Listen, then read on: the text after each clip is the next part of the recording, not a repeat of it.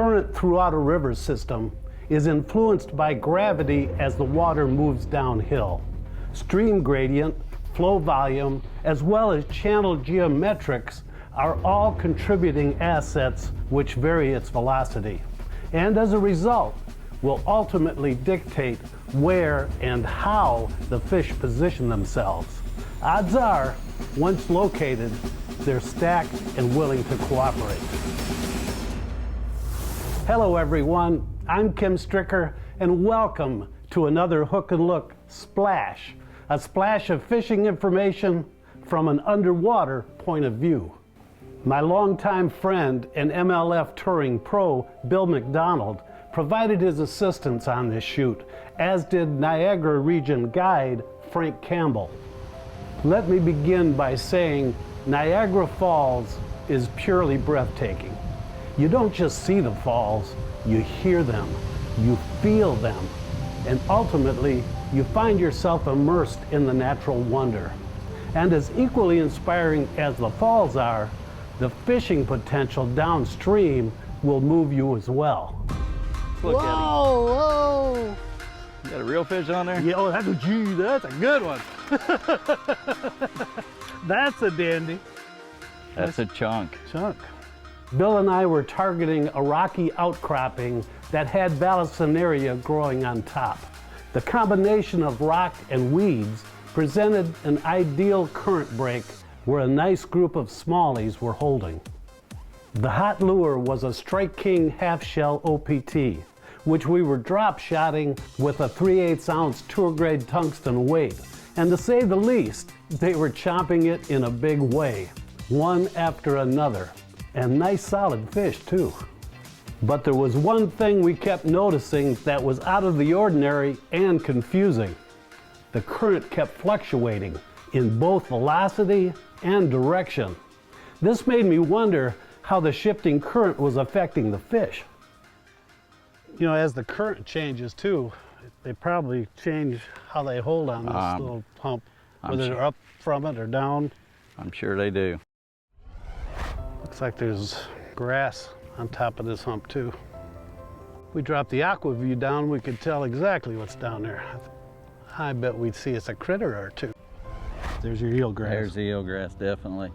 We'll lift it up above it. I wonder them fish are hanging down there. Look at there, look at, Yep. right at the camera. It came right at, there, look at it, there he goes off. There goes another one. We're just drifting off it right now.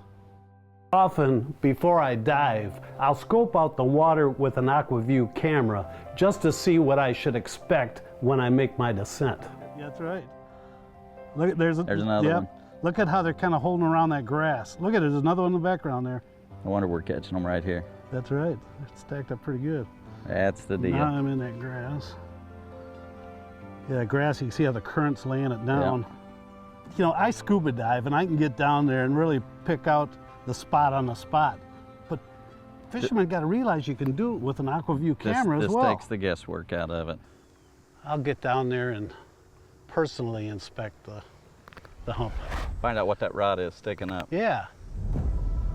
The verdant green color of the water flowing over Niagara Falls, as well as its milky clarity, is a byproduct of the estimated 60 tons per minute of dissolved salts and finely ground rock generated by the erosive force of the Niagara River itself. So with that in mind, Kim, along with his cameraman Jason, prepare to investigate the impact of the shifting current firsthand. I'm gonna go down and see what I got. Keep an eye on my bubbles. Are you copying me, Billy? Yeah, I can hear everything you're saying, Kim. The visibility is definitely milky. I'm looking at a smallmouth right now. He's swimming along around this eelgrass. So that smallmouth's in that eelgrass looking at your camera? Not a very big one. The current is actually very modest. Yeah, I mean, it isn't any here. There's a couple of smallmouths. They're here, that's for sure. So everything's just like what the Aqua-Vu showed us in? Absolutely, just like it. I'm following this smallmouth along this edge. I'm in 18 right now. He's got these big patches of Vallisneria. That's that eelgrass. A lot of these fish are holding on that. Are you seeing any of the rock piles at all? So yeah, I'm seeing them. You should be real close to it right there where we were catching those fish. I'm on one of the pipes, and there's smallmouth around them, a whole school of them. Well, that's a nice one there. That's what we want, those nice ones. Oh man, I got smallmouth all over this. There's a stack here. You're killing me, I want to fish. Look at them over this rock pile. Big old rocks. Are they positioned out of the current behind those rocks, Kim? And they're swimming all around them. There really isn't a lot of current at all. We're just in a dead little eddy right here. Is there any bait fish or anything like that down there, or is it just a smallmouth? I see gobies all over the place. There's gobies all over the bottom. I mean, just think how much better a fisherman you could be if you could go down there like they are right now and look at what's going on. Well, so far the dive was stress-free and the flow was relaxed.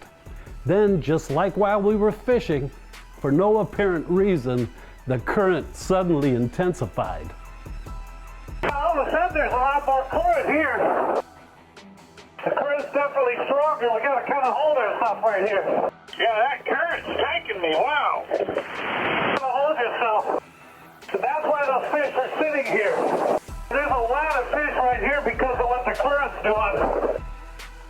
You know, the particular spot where we caught most of the fish too, when we first pulled up, it was like a dead eddy area. And then all of a sudden the current's coming from one direction and it'd go that way for a little bit and then it'd switch, it'd come from the other direction. No rhyme or reason. When you think about 750,000 gallons per second coming over that falls and headed down this river, you think all the current's going one way. That's not the case.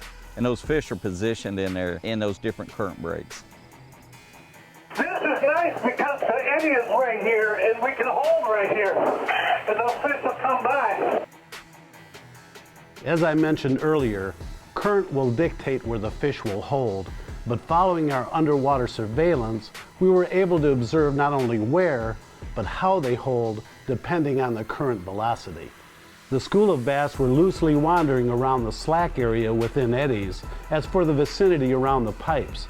However, when the current amplified, we observed the groups of bass concentrated much more tightly and positioning themselves on the upcurrent side of the humps, facing towards the current, waiting to ambush. You can only imagine the amount of work that goes into providing our underwater content, but I feel it's this extra effort that sets us apart. Capturing strike shots such as these while underwater takes patience, determination, and a lot of time. But again, it's these kinds of visuals that enlightens viewers. If you value the extra effort we put forth in our videos, you can show your appreciation a few ways. First, spread the word by encouraging your friends to subscribe to our YouTube channel. Secondly, when I post a video link on Facebook, please share it. This will help broaden our reach as well. And thirdly, if you would, initiate your tackle warehouse orders from one of our product links below our video descriptions. You won't see any difference, but Tackle Warehouse will see you're a supporter of Hook and Look. Current dictates where the fish are going to be in a river system. And once you learn to read the river, You can do some damage. it really feels like a good one too. They pull now, they pull. Ooh, that is a nice one. You betcha. Look at him in that clear water.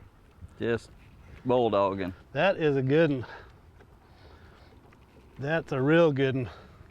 On them big old good ones or a good old big one? That's a real good one. That is a pig. That's a Niagara special there. That is a toad. Yeah. Look at that gorgeous fish. That's why you come to the Niagara River right there.